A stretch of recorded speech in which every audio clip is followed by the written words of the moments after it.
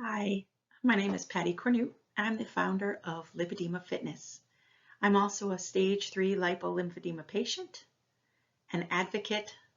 I like to spread awareness for not only what lipedema is, but the importance of staying active when you have lipedema. So I hope to share my journey with you and maybe get other people interested in sharing their journeys as well as part of Lipedema Awareness Month.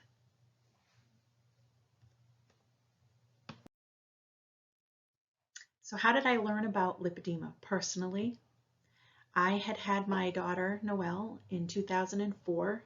She was via C-section, and in the recovery room, one of the nurses had asked me about a mark on my leg.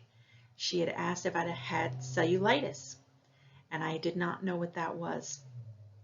And so she had said it wasn't an active situation, so there wasn't urgency, but it was something I might want to address with my doctor. And the other thing I had noticed after my daughter was born is that my leg shape changed drastically.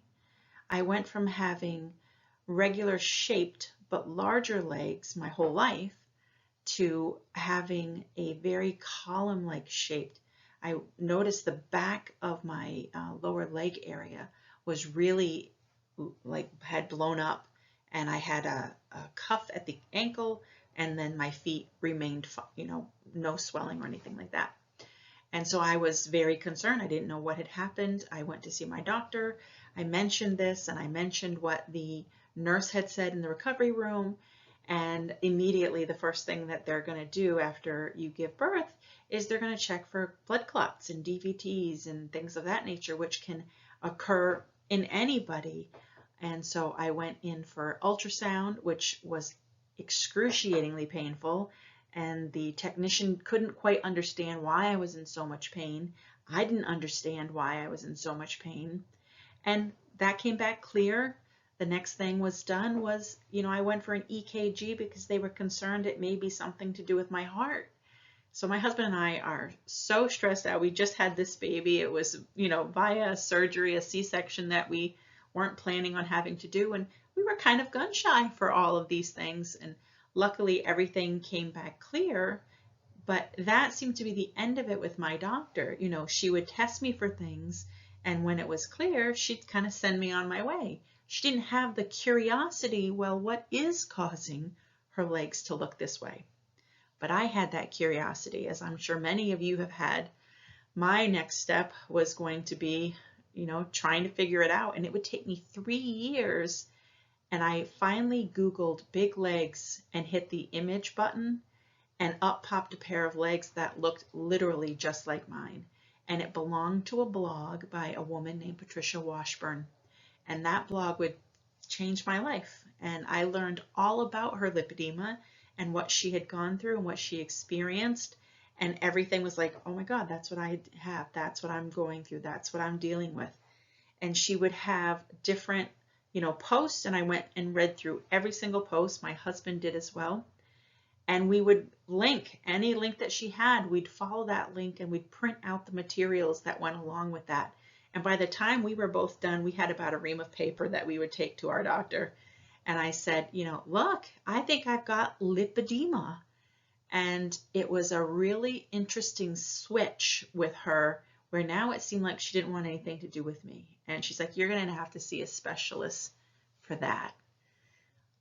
Needless to say, we had to let her go. We fired her on the spot, and that's something I highly recommend doing if you run into a doctor who doesn't know or doesn't believe you. You can let them go. They are not going to serve you well. So in that material that I had gotten from Patricia, I found that you could look to the Vaughter School had a web page where you could find Vaughter trained certified lymphedema therapists. And that was the next stage for me. And I found somebody who was about 45 minutes away. And within minutes, she's like, you have stage 3 lipedema. And because it took so long to get you properly diagnosed, you also have secondary lymphedema. And when they're combined, it's lipolymphedema. And that's how I was diagnosed. Luckily, she was kind enough to say there is a CLT, a certified lymphedema therapist, closer to your home because I was going to begin the complete decongestive therapy, which would take about 3 months. And I went every other day for manual lymphatic drainage, which is a very gentle massage. And then I got bandaged and wrapped and measured every time I went back. And once the fluid had kind of subsided, I wasn't losing. I lost a lot of fluid doing this process. And I got to tell you, I didn't think it was going to work. I thought manual lymphatic drainage was way too light to do anything, but it actually did work. And it was able to get a lot of fluid off of my legs. And then she measured me and fit me for graduated compression knee highs. And that's where everything kind of started for me and how I learned about it.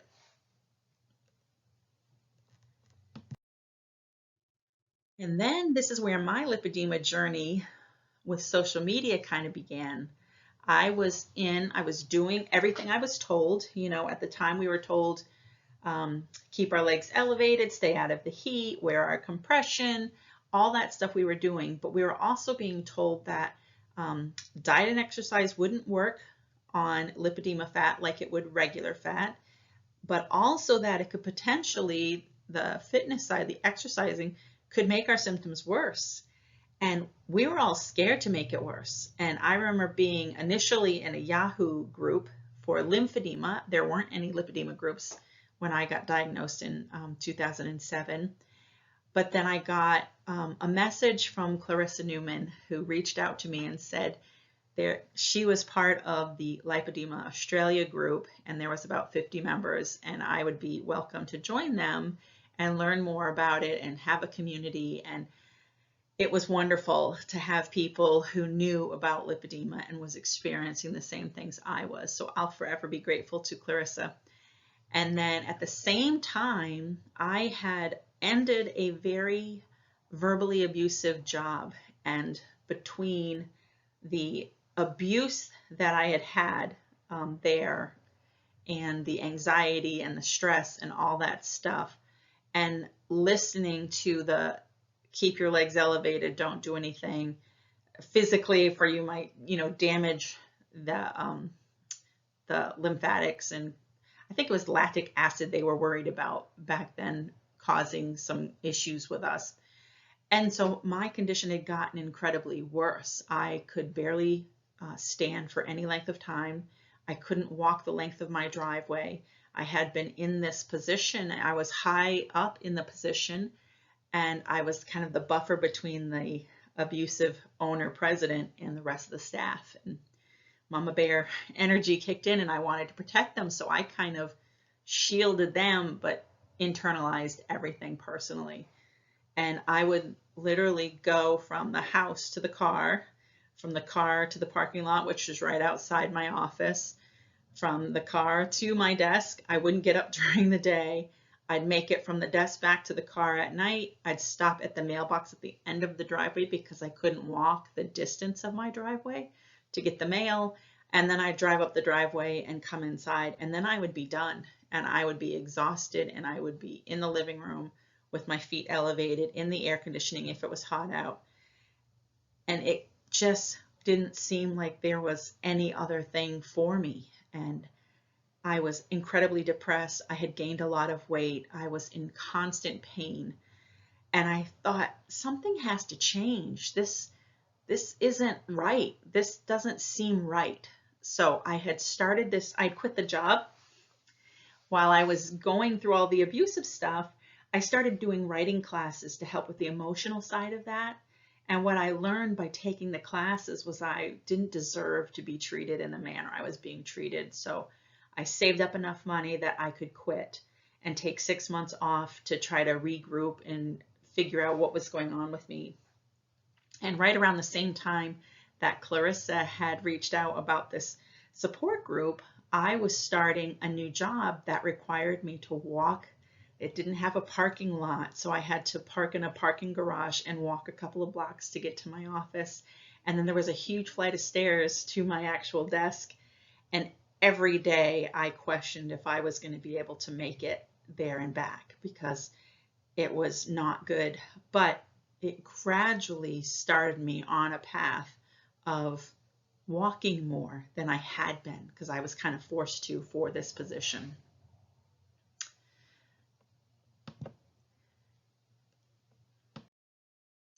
So what else changed in 2012 was my husband, who was the chef, decided that he was in a plan. He was in martial arts and going for a black belt test and wanted to improve health-wise, his diet and what he was eating. And he had been doing CrossFit for years. And so he said, I'm going to switch to a zone style of eating. And I don't have any, attachment like that. So I said, well, if you're making zone and you're doing the cooking, then just make zone for everybody. I don't mind if that's what I'm eating too. And what I liked about zone was that it was specific amounts of fat, carbs, and protein based on your body and your activity level, which I thought was really interesting. So we started there. And then in 2013, I think it was March, really like the beginning of March, I asked him what the workout of the day was. And he asked me why. And I said, I didn't want to fall and not be able to get back up. So I wanted to be able to get up if I fell. So that's really how Lipedema Fitness kind of got started. I started training with my husband in 2013, about, I think it was July 4th. It was Independence Day.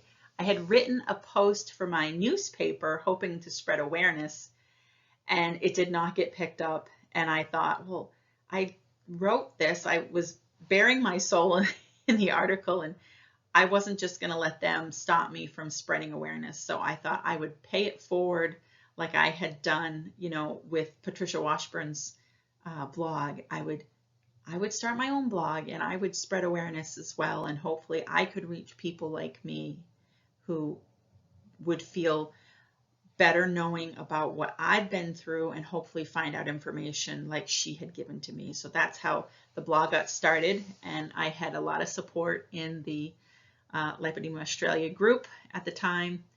And then I found I was talking all about fitness to people who were still hearing it wasn't a good idea. So I felt I was kind of annoying to people, and people didn't want to hear about that because who was I to go against what they were hearing? And so I had reached out to a couple of people in the group, and I just said, what do you think if I just kind of start my own group just for fitness where people can come if they want to talk about that? One, I didn't want to, cause people to question what their doctors were saying, but I didn't know, but I was learning what it was doing for me, and they thought it was a great idea. So about a couple of weeks after I had written the post, I started the support group, and it was a closed support group, and I kind of wanted to have an area where we could all talk about it, not only, as hey, this is what I'm doing and how my body's responding, but, if something didn't work, I also wanted to share that as well. So that's how Lipedema Fitness kind of got started. Why did I start to train? It's a question I get asked from time to time, and quite honestly, I was scared to death that I wasn't going to be around much longer if I kept on the same path that I was on. The pain that I felt in my body, the frustration with not being able to do the things that I used to do. I was always very active. I was an active kid growing up. I was always on my bike or hiking or canoeing with my friends, and I was a very active person. In college, I started walking a lot. Walkmans were a big thing back then with headphones and walking, and I love music. And then we started dancing, and we danced so many nights a week in college, and that transferred to my early 20s. And I met my husband, and we would go dancing all the time. And then I was, going to the gym, and I was doing elliptical and boxing classes and all these things that I no longer was doing because I was, fearful of what it might cause my condition to change. And it's kind of hard to understand why somebody would stop doing that. But when you went in for the surgery that I went through with my daughter's birth, and you came out the other side being that drastically changed, it makes a little bit more sense. Like I look back at it myself and I'm like, why did you stop? You were always active. But I was scared. I was scared to make my condition worse, and that's really what it boiled down to. So I was really fearful. My husband was a single parent, basically, raising our kid, and I was watching my life just kind of pass by me, and I was done. I was done listening to there's nothing that we can do for it, that diet and exercise doesn't work for it, that it might. I was just going to try because I was already doing what I was told, and I was getting worse anyways. And that's a really hard place to be at. So, all right. And how did I start? Like I said, my husband was in CrossFit. He had got involved in CrossFit to help his body cross train to get ready. When you take your black belt test or any belt test really, it's a very intense test physically. And so he wanted his body to be in the best shape possible. And CrossFit was something that he was always interested in and had started to do. And it helped him to do that, to be able to cross train his body. And he liked it so much and he got such benefits from it that he became a certified CrossFit instructor. And he started training his martial artists, the other karate people who were going to be going for their tests. And he also was coaching some MMA fighters. And so anytime they would get up for a fight, they would come and cross train with him in CrossFit. And so I had looked at him and said, you know, the whole thing about what's the workout of the day, which is a big CrossFit thing, the WOD. And he, like I said, had asked me, why do you want to know? And we went through that. And he really looked at me and said, I can help you get off the floor if you fall. Help me to help myself is what he was talking about. He could physically lift me to get me up, but if he wasn't here, I would need something else. I would need to be able to depend on myself. And so that's how I got started. And modifying the workout. So if I'm somebody who is not able to stand for very long, not able to walk for very far of a distance, my legs are extremely heavy. How the heck am I going to do CrossFit? It doesn't make sense. And quite honestly, the warm-up, the regular CrossFit warm-up, was too much for me to do in my state at that time. So we had to modify the warm-up. And so here is what the standard warm-up is. 3 rounds of 10 each, sit-ups, push-ups, pull-ups, squats. Good mornings is kind of like bowing, a Samson stretch. And here's how I modified it. Instead of doing 3 rounds, I did 1 round. Instead of doing sit-ups where I couldn't get on the floor, I couldn't get off the floor to get on the floor to do the sit-ups, and kneeling is incredibly painful. So I did them on a big Swiss ball, and I kind of would anchor my feet under the stairs or under the couch or wherever I happened to be, and that's how I would do my sit-ups. And then the push-ups and the pull-ups is where the kitchen sink comes in. Standing pull-ups and push-ups are a modification, and you can do them right at your kitchen sink. And then for squats, I wouldn't go down as far as I used to. I used to be able to like be right down at the bottom of my squat, no problem, but I hadn't been doing it. So trying to get low was difficult. So I didn't go as low. And then you could also squat to like a bench or your couch or your bed. And it's kind of like a sit. You squat down, you sit, you stand back up. You know, that kind of thing. That's a modification.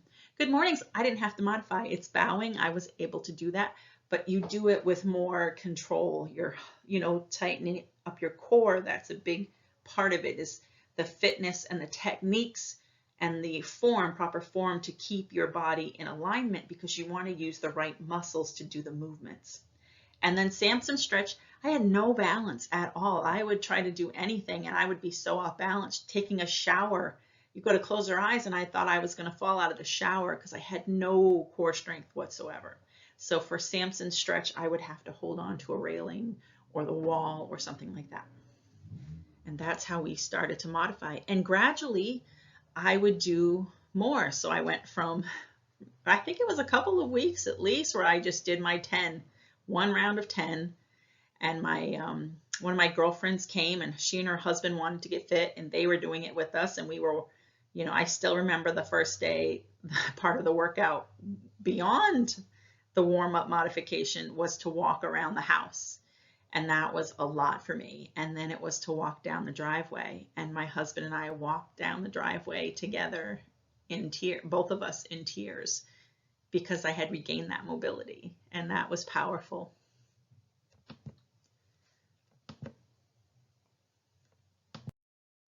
So here's an example of the kitchen sink push-ups and the pull-ups that we did.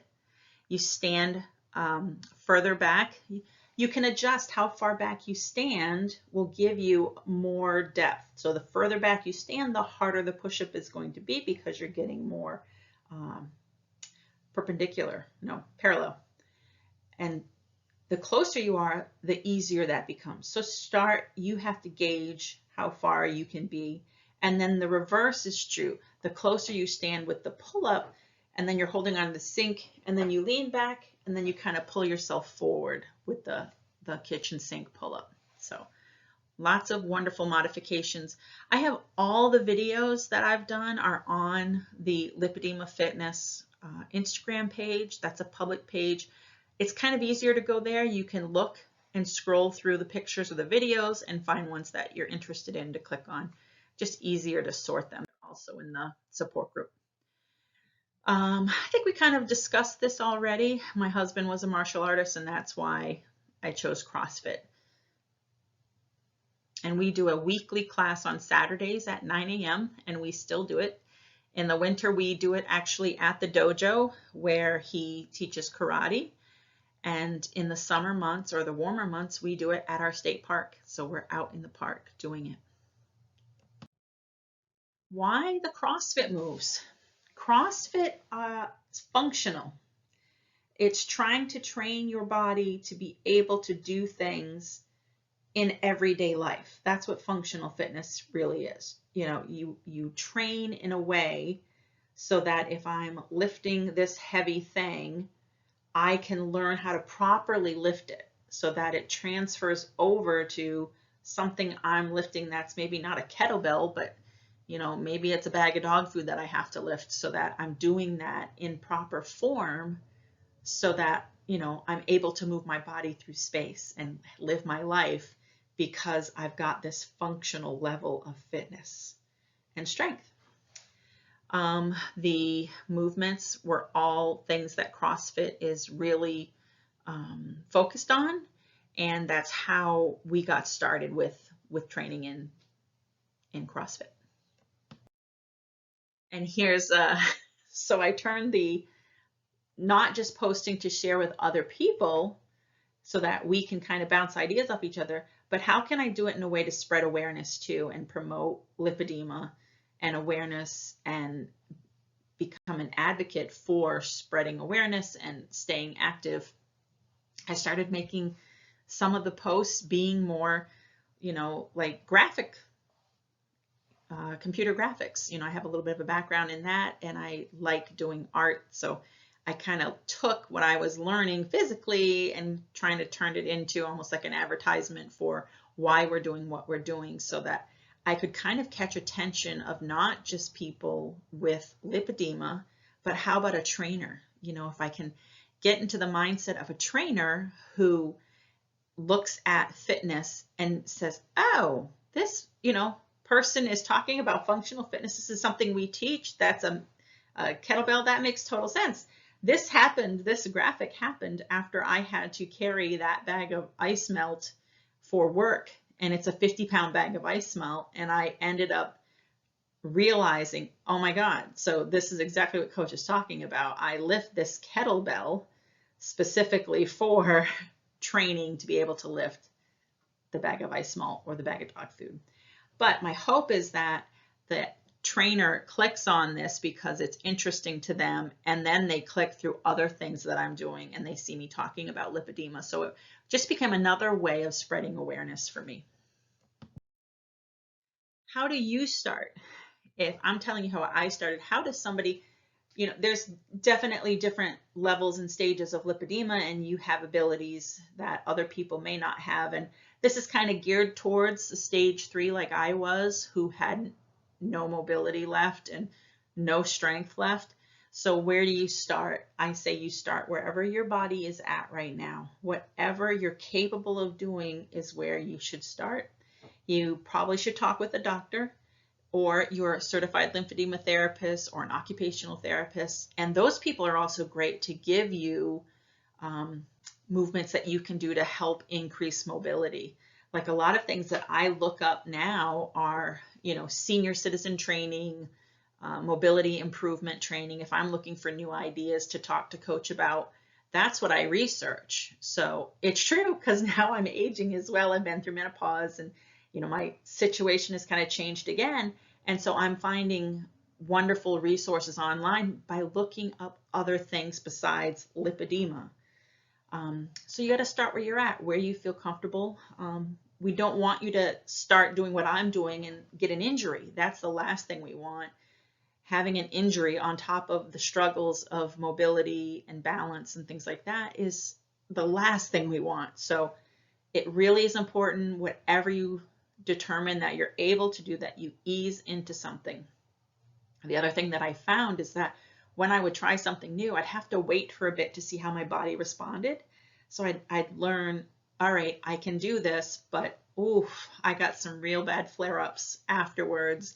Did they go down? Is it something I can work through, or was it a no?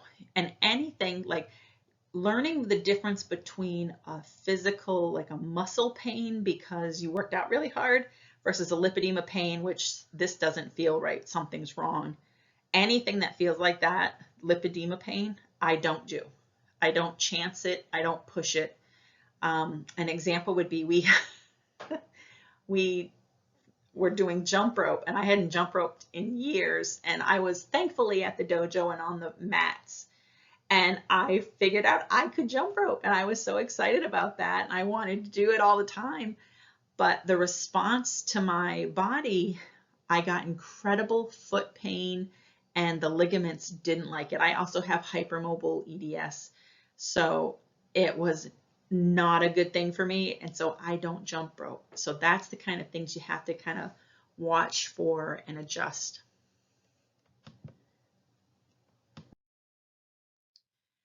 How do you stick with it? This is another question I get a lot. I have been doing this since my diagnosis. So I used to be very active before, but since my diagnosis, I've been doing this for 9 years. And so I get asked, how do you stick with something for 9 years when you're not seeing results like you normally would if you didn't have lipedema? That's the kicker right there, is the not seeing results. You go through that phase where you realize it's not about seeing results, it's about feeling results. And that's what training gives to me. So do you like music?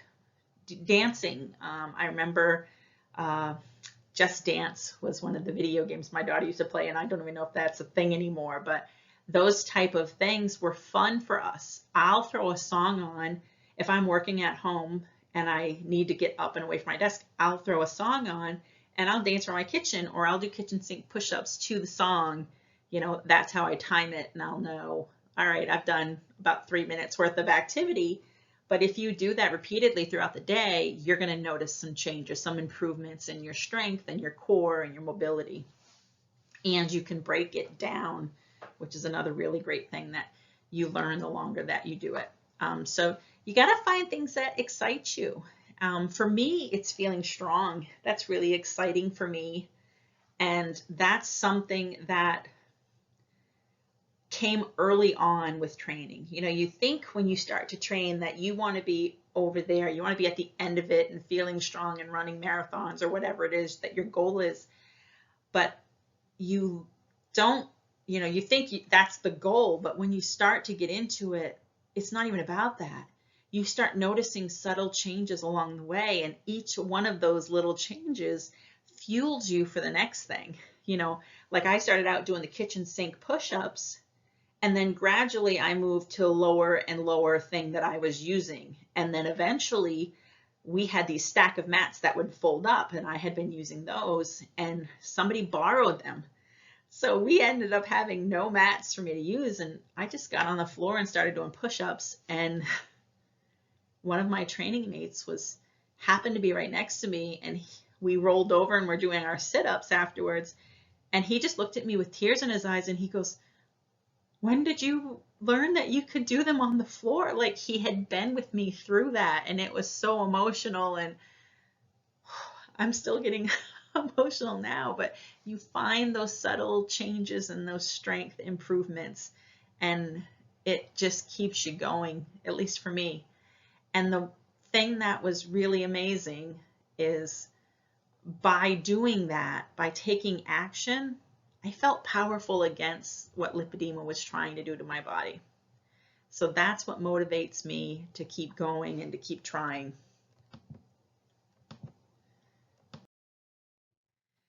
Setting goals was another was another thing that I focused on to keep me excited about it. Like, every year I would set up a challenge for myself to work towards. One year it was, we flipped those big tractor tires. I think they're like 300 pounds. And initially I had to do it with another training person with me. And so together we would flip the tire, and they could flip it by themselves. And so that became my goal one year. I wanted to flip that tire by myself. And Coach had spent a day, one of our workouts, talking about the form. Like, we were lifting the end of picnic tables that were incredibly heavy in the park. And it was just about how to train for the proper form. And then he was mowing the lawn, and we have the big tires at our house. And so I happened to walk out, and the tire caught me out of the corner of my eye. And I said, "I'm going to flip that tire." And I walked over and I did the form like he said, and I flipped it. I did it myself. And I was like, no way. So I flipped it again before I'd even call him over. And I'm screaming to him. He thinks something's wrong. He's running away with the lawnmower going to come see what's going on with me. And I'm like, look what I can do. So that was one year's challenge. A next challenge happened to be the 5K for Learn. They do an annual lymphedema 5K, and I wanted to be part of that. And I did it one year virtually. I learned about virtual events through their event. And then the next year we did mud runs. So it's like a 5K, but with obstacles, and you're going through the mud. My training mates had all been doing those for years, and I'd go and cheer them on. And one year they're like, "Next year you're doing it with us." So that became a goal that year. And then I did it. I was so proud of myself. And then they stopped doing them. So then I was stuck, and I was like, what am I going to do now? And I'm like, I want to do something for lipedema. This is just obvious. And so I was looking up a 5K to benefit lipedema, and I couldn't find any. So I said, I'm going to make one. I'm just going to say we're doing a lipedema 5K, and that's how we'll go from there. And so I was going to try to promote it or whatever. And then I got thinking, how can I make it as accessible to as many people with lipedema as possible? And the thing that stuck in my head was the pool. People spend a lot of time in the pool because it's such a great option for us. The water acts like natural compression, you know, and helps with that. And we're in the water all the time. So why not pool, 5K, triathlon? So I talked to a couple of the people in my group, and they're like, "You're nuts. You're never going to be able to do." It was January, and I wanted to do it for June being Lipedema Awareness Month. But I'm pretty stubborn, and thankfully one of my training mates was training for her Ironman, and her boss was on the board of the local YMCA, and so that's how the Lipedema Triathlon began.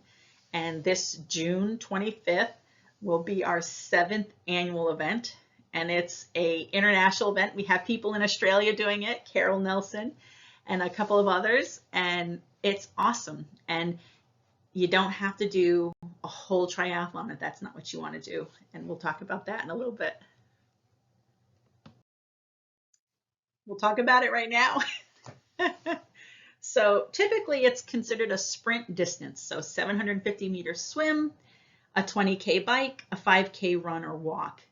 But you can do just the swim, just the run, just the walk, just the bike. Maybe you can just do a lap in the pool and somebody else will do part of it.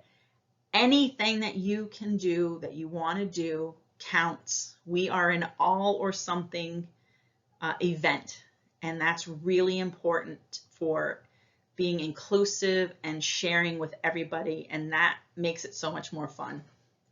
So June 25th is our next one. And here are some pictures from people from 2021, last year, our 6th annual one. And if you look, I think right here might be Miss Carol Nelson.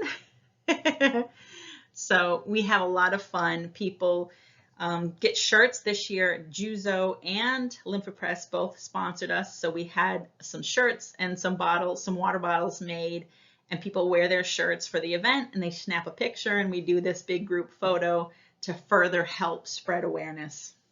So it's lots of fun. If you want to do it, you should definitely hook us, get in touch with us, and we'll see what we can do to help get you started. And then I talk about how the physical training feeds my emotional support, because that's what I found out. It wasn't just about the physical side, it helped me emotionally because I didn't feel like a victim anymore. I felt like I was taking action and doing something, and it's crazy what lipedema can do to you. It's constantly trying to take your mobility every day and make you feel like a victim. And so taking action in whatever manner, maybe it's self-care, maybe it's fitness, maybe it's an eating style, anything you can do is taking action, and then that helps you deal with having a chronic illness like lipedema. But I was battled by the cardio.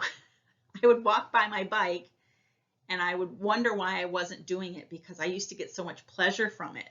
And what I had found out was I'd get winded really easy and it made me feel less than. Like the strength training made me feel strong, but the cardio made me feel like a victim, like I couldn't do it, like I wasn't good enough.